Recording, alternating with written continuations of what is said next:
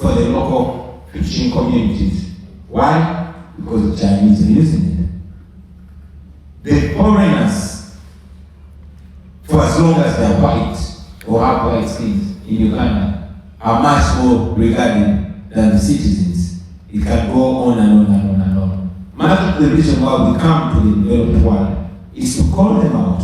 We know that apartheid thrived until the documentary was shown here in America against apartheid, and until there were widespread protests of Africans and friends of Africa condemning apartheid, that apartheid was defeated and it broke down. So we come here not because people back home are not church. When you look at the campaign, the masses, young, old, male, female, educated, uneducated, rural, urban, all turned up to show their desire for change. But the dictator was able to subdue them by killing them, by abducting them, by raping women and men to cow them down. And yes, that succeeds because the Western world closes their eyes.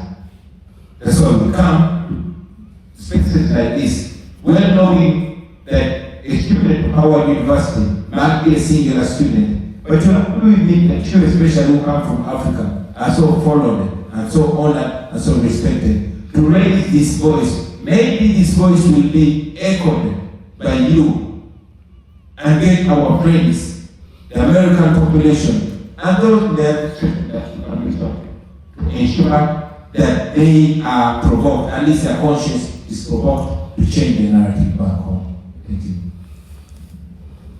All right, so I want to ask you a question about the youth movement and how we galvanize the youth in Uganda.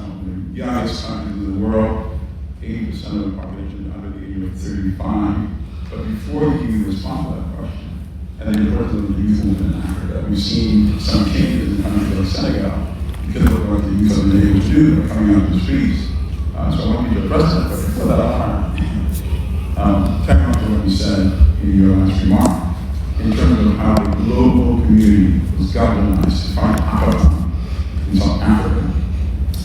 And I've always thought about this. Do you think it was much easier to get a global movement